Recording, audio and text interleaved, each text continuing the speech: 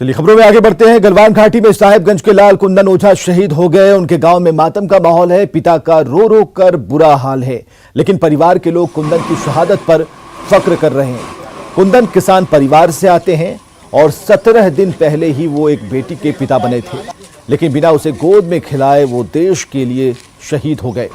5 महीने पहले घर आए कुंदन ने बेटी के जन्म के बाद जल्द घर बनाने का वादा अपनी पत्नी से किया था, अपने परिवार के लोगों से किया था, लेकिन वो नहीं आए। उनकी शहादत की खबर जरूर आई, दुख जरूर है, लेकिन साहिबगंज के इस लाल की शहादत पर आज पूरा प्रदेश गर्व कर रहा है। ये देश के लिए अपूर्ण क्षति है, इसे बर्दाश्त नहीं करना चाहिए। एक तो कोरोना से लोग पीड़ित हैं पहले से ही, और चाइना ये कायराना हरकत कर रहा है, इसका मुंह तोड़ जवाब सरकार को देना चाहिए। बेहद दुख की बात है, लेकिन हमें गर्व भी है कि हमारे गांव का भी लाल जाकर भारतीय सीमा पर शहीद हुआ। चीन की चालबाजी के खिलाफ देश भर में गुस्सा है, तो वहीं राजनीतिक पार्टियां भी चीन की इस चालबाजी पर मुंहतोड़ जवाब देने की वकालत कर रही हैं। बीजेपी विधायक दल के नेता बाबूलाल मरांडी ने कहा है कि केंद्र सरकार पूरे मामले पर गंभीर है और सेना के साथ आम जनता को इस लड़ाई में सहयोग देना होगा। उन्होंने चीन में बने सामानों के बहिष्कार की अपील की और इधर जेएमएम ने भी केंद्र सरकार से कठोर कदम उठाने की मांग की है और इसके लिए सभी दलों का समन्वय बनाकर साझा रणनीति तैयार करने पर जोर दिया गया। और आज तो मैं कहूँगा कि अगर पाकिस्तान भी भारत के ऊपर बार बार हमला करता है तो कहीं ना कहीं उसके पीछे भी चाइना ही है,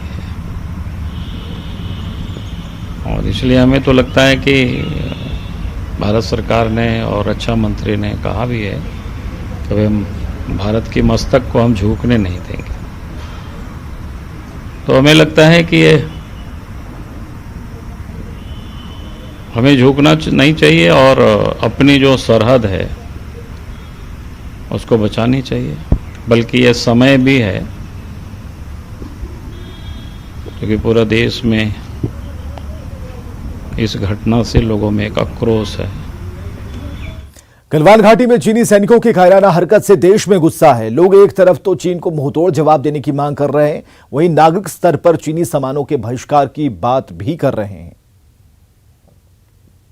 लोग का ये देखना है, पहले से जो कोरोना का लेके उन लोग कर रहे थे, चाइना के लेके हम लोग बहिष्कार ऐसे ही कर रहे थे। रांची के वासी ऐसे कर रहे हैं, इसका बहिष्कार करने का पूरे जोर से किए हुए। सबसे पहले तो ये जो लाठी और डंडा से जो हो रहा है, सबसे पहले तो उसको मुंह तोड़ जवाब देना चाहिए कि लाठी डंडा पत्थर से तो जवाब देने से नहीं चलेगा। उसको तो समझ में आना चाहिए ना कि हम किससे पंगा ले रहे हैं। अब माने 62 वाला स्थिति तो है नहीं कि हम लोग माने डर के उससे माने पूछ रहे हैं। अब हम लोग भी उससे सामरिक स्थिति में कमजोर नहीं है। एकदम मानते हैं, एकदम बर्बरतापूर्ण कार्रवाई है। इसका ईंट का जवाब पत्थर से देना होगा। हमें इसमें कोई कोताही नहीं करनी होगी। हमें चाइना का सामान का बहिष्कार, चाइना के जो भी प्रोडक्ट है, भले इंडिया का प्रोडक्ट हमें महंगा, हमें उससे अपनाना होगा। और एलएसी पर गलवान घाटी में चीनी सेना के साथ झड़प में घाटशिला के लाल गणेश हांसदा शहीद हो गए। गणेश हांसदा की शहादत की खबर सुनते ही गांव में मातम का माहौल पसर गया। शहीद गणेश के माता पिता मरमाहत थे, लेकिन भाई को गर्व है कि उनका छोटा भाई मातृभूमि की रक्षा के लिए शहीद हो गया। छोटा भाई, हम छोटा से उसको बड़ा किए हैं तो हम उसके बारे में पूरा जानते हैं। किस लिए सैनिक में गया?